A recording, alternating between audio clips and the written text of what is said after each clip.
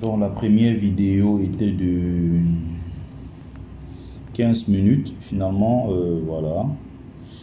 Via WhatsApp, je ne peux t'envoyer que 11 minutes. Je vais voir si je peux t'envoyer le reste après. Et je vais éviter de faire des longues vidéos. La première était un peu longue de 15 minutes et je n'arrive pas à te l'envoyer directement. Donc, ici, on va remonter. Je fais suite à la première vidéo, hein, je continue. Donc, j'étais en train d'expliquer qu'au niveau d'ici, pratiquement, ça c'est le point de naissance. Dans l'ancien royaume qu'on appelait le Kanem-Bornou, qui était dans cette zone-là géographique, le sud du Tchad et le nord du Cameroun, avec il y a une civilisation également à cet endroit aussi qu'on appelle la civilisation Sao, donc dont les descendants sont probablement aujourd'hui les peuples installés dans le nord Cameroun qu'on appelle les Kotoko.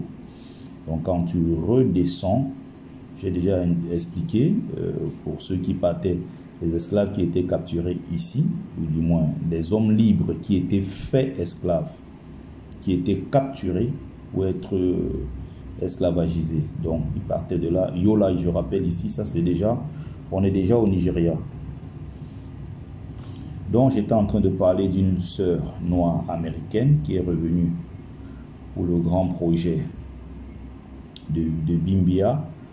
Ah non, pardon, que je finisse en haut, ce que j'étais en train de donner comme explication ici sur la zone de Logon, Chari, dont on est autour du XVIIe siècle, naissance ici d'un grand qui va marquer l'histoire de l'humanité, qui s'appelle Abraham Hannibal, qui portera le nom de Petrovitch par la suite. Abraham Petrovitch Hannibal. Hannibal ici qui veut dire celui qui a la faveur des dieux. Celui qui a la faveur de Dieu. Alors, il est donc capturé ici, alors qu'il est prince. Donc son père était roi. Il était donc prince, capturé ici. Envoyé dans l'Empire ottoman à l'époque, qui est la Turquie actuelle. Et lors d'une visite là-bas, le tsar de Russie va l'adopter pour partir avec lui en Russie. Et c'est le même Hannibal qui deviendra par la suite le plus grand stratège militaire de l'histoire de Russie et même de France, parce qu'il a étudié en France les mathématiques, le génie militaire et l'ensemble de tout ça. Donc il partira de cette zone-ci. Son arrière-petit-fils aujourd'hui est le plus grand écrivain de l'histoire de Russie. Il est romancier, poète et tout. Voilà. Il s'appelle Pouchkine. Donc je crois que tu as suivi l'histoire de Pouchkine. Donc il était venu de cette zone-là. De cette zone. Donc il avait même pratiquement toute une ville, toute une grande ville en Russie, avec un nom un peu compliqué. Là-bas, il était comme le tsar de cette ville-là. C'est une ville qui lui avait été remise par le roi, par le tsar de l'époque en Russie. Donc voilà ce qu'on appelle les routes secondaires.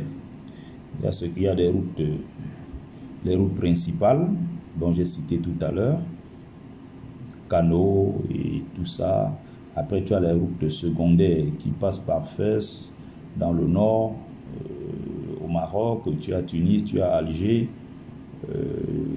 la grande ville, la ville de Kérouan à côté qui était un point, une route centrale et tout ça, de tout ce que j'ai donné comme indication. Donc quand tu vas redescendre maintenant, on redescend de ce côté. Donc j'ai déjà donné le maximum d'informations pour ne pas faire de longues vidéos. Je vais m'arrêter là, mais si après j'ai un peu de temps, je vais refaire une autre vidéo pour apporter un peu plus d'éléments. Ça dépendra. Voilà. Donc ce que moi je donne souvent comme conseil aux Antillais avec qui je travaille, si vous avez déjà pu, et donc je rappelle, hein, ici, dans la ville ici, ici je rappelle, vous avez une ville ici à côté sur la côte ici qu'on appelle, sur cette côte qu'on appelle Limbe. On est là au Cameroun. Vous avez une ville ici qu'on appelle Limbe. Et comme par hasard, ceux qui ont donc été déportés ici, ont été esclavagisés, déportés en Haïti. Et ce sont ces peuples-là. Il y a une ville aussi en Haïti qu'on appelle Limbe, pareil. Donc vous avez Limbe ici au Cameroun et vous avez Limbe en Haïti. Les Haïtiens là-bas, ils prononcent ça Lembe. Chez nous on dit Limbe, c'est le même nom. Donc je parlais d'une sœur qui est partie des États-Unis, qui est noire américaine et qui veut viabiliser ce site. Si tu cliques sur internet Bimbia, tu vas voir, il y a encore des vieux bâtiments, il y a le point où on rassemblait les esclaves à l'époque qui étaient les plus récalcitrants. Et cette zone également était une zone de conflit. Il y avait des conflits ici parce que on aime bien dire que ceux qui étaient là, les Africains, ils vendaient. Dans cette zone, il y avait également beaucoup de conflits à l'époque parce que il y avait des populations qui s'opposaient à l'esclavage. Il y a des populations qui ne voulaient pas voir leurs enfants partir. Et ils avaient donc quoi comme armes à l'époque pour se défendre? Ils avaient des flèches, tout simplement, quelques petites flèches. Ils avaient quelques pierres qu'ils pouvaient juste lancer sur l'ennemi. Or, l'ennemi en face avait des grands bateaux qui accostaient ici. Rio del Rey, Bimbia et Campo. Voilà les trois grands ports. Et c'est ici qu'ils avaient accosté. Ils débarquent avec des armes. Ils débarquent avec, voilà. Et les populations ici, à l'époque, on n'a pas encore ce qu'on appelle le Cameroun. On n'a pas encore ce qu'on appelle le Cameroun actuel, qui est une nation. C'est-à-dire que c'était des populations qui vivaient chacune, voilà, au sein de sa tribu. Il y avait des chefs, évidemment. Il y a quelques chefs corrompus qui étaient en guerre avec d'autres chefs. Par exemple, ça pouvait être pour l'accès au territoire, ça pouvait être sur l'accès voilà, sur la mer, l'océan. Il y avait des conflits, des querelles de leadership entre eux. Et à l'époque, donc, ceux qui étaient vaincus, ceux qui étaient faits à la différence ici, ceux qu'on appelait les captifs. Parce que les gens, ils confondent les expressions.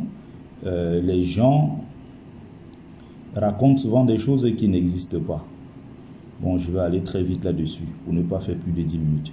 Donc, il y a ce qu'on appelle, ce qu'ils ont appelé les experts, soi-disant certains experts, qui disent que il y avait l'esclavage déjà en Afrique avant que les Occidentaux n'arrivent. Non, ce qu'ils ont appelé esclavage coutumier n'est pas de l'esclavage. C'est du servage. Et qui n'a rien à voir ici avec l'esclavage, qui est un système économique, un système étatique. Rien à voir avec tout ça. Donc, il y a des rôles que des gens jouaient auprès des chefs et ils étaient même d'ailleurs très fiers de jouer ce rôle-là. D'ailleurs, très fiers. Jusqu'aujourd'hui, il y a chez nous ce qu'on appelle un Chinda. Tu iras en pays bamileke dans le Grassfield, tu verras ça. Des gens qui sont fiers de jouer un rôle. Ils sont souvent couchés au sol, ils sont aplatis à côté du roi pendant que le roi tient le discours. Tu as quelqu'un qui est juste là couché. Mais ce que les gens ne comprennent pas, ils appellent ceux-là des esclaves, mais ce ne sont pas des esclaves, c'est des Nchinda. Ils ont un nom, ils ont un rôle. Et beaucoup parmi eux sont même des grands initiés. Mais c'est ceux qui ont accepté, il y a ceux qui sont des directeurs, des grands qui jouent ce rôle-là, parce que c'est une fierté d'être auprès du chef, c'est une fierté d'être auprès du grand roi. Il y a beaucoup de choses à dire sur l'ensemble de... Voilà. Mais on va s'arrêter là.